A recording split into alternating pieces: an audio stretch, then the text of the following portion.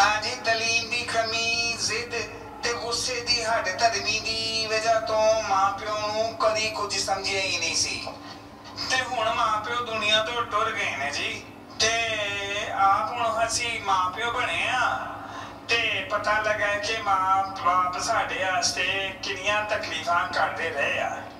साडे अपने बाल बच्चे हुण साडे नाल जिद्दां ते अड़ियां करदे आ ते गुस्सा होंदे आ।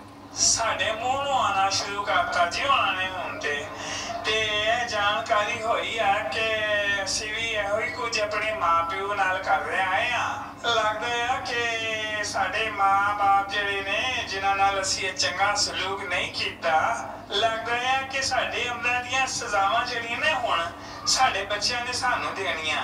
बच्चियां ने ते बुरा हाल कर छड़िया आ ते अल्लाह मियां ने ते किसे जोगा भी नहीं छड़ना सानू।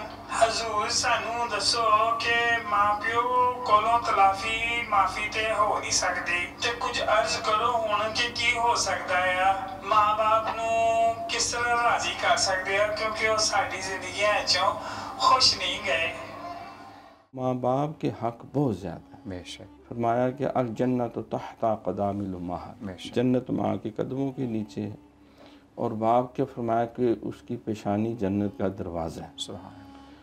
और बाप की रज़ा में अल्लाह की रज़ा है। माँ बाप बूढ़े हो जाए, एक या दोनों तुम्हें ज़िंदगी में मिले, उन्हें झिड़को ना, उफ भी ना करो, आजिज़ी से झुके रहो और उनके लिए दुआ करो, रब्बिरहम्हुमा कमा रब्बयानी सगीरा। तो अब माँ बाप के लिए तो कुरान मुक़द्दस में भी है दुआ की जाए और हर नमाज में ये दुआ में शामिल कर दिया। रब्बी जालनी मुक़ीम सलाती व मिन ज़ुर्रियती रब्बाना व तक़ब्बल दुआ रब्बाना ग़फ़िरली वाली वालिदैया वलिल मोमिनीना यौमा यक़ूमुल हिसाब। तो माँ बाप ही हैं, उनका दिल अल्लाह ने इतना बड़ा रखा। अल्लाह की रहमत का इजहार माँ बाप के ज़रिए होता है। वो अपना इखलाक किरदार संवारें, बच्चों की तालीम व तरबियत का अहतमाम करें और ख़ुद इतने पाकीज़ा नफ्स होने की कोशिश करें। तो अल्लाह ताला का वादा है कि जो सच्ची तौबा कर लेता है, क़ूलू क़ौलन सदीदा युस्लिह लकुम अमालकुम व यग़फ़िर लकुम ज़ुनूबकुम।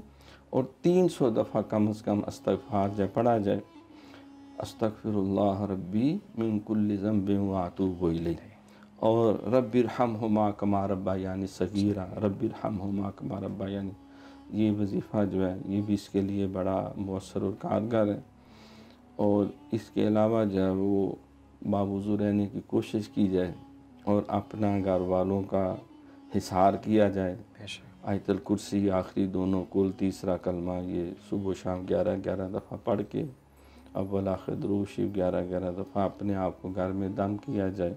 घर का माहौल पाकीज़ा बनाया जाए, सौम व सलात की पाबंदी हो, कुरान मुक़द्दस की तिलावत। तो सरकार ने फरमाया कि घरों को कब्रिस्तान ना बनाओ, उसमें कुरान पढ़ा करो, नवाफ़िल पढ़ा करो, इबादत किया करो। तो इंशाअल्लाह ताला ये दिल में एहसास पैदा हो गया है तो अल्लाह ताला इंशाअल्लाह अगला भी करम कर देगा।